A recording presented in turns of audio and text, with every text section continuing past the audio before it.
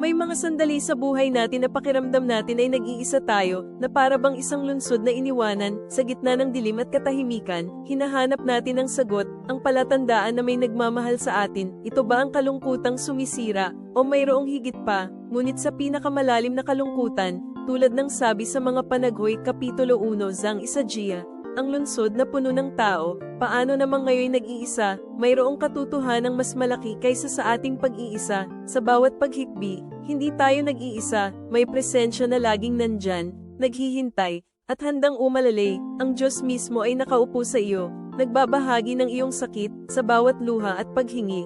Kasama ka ng Diyos, siya ay nananahan sa iyong tabi, at hindi kanya kailanman iniwan, ang kanyang pag-ibig ay walang hanggan. At ito ang magbibigay sa iyo ng kapayapaan, sa kanyang presensya, ang kalungkutan ay nagiging pag-asa, at ang pag-iisa ay nagiging yakap ng pag-ibig, hindi ka kailanman mag-iisa.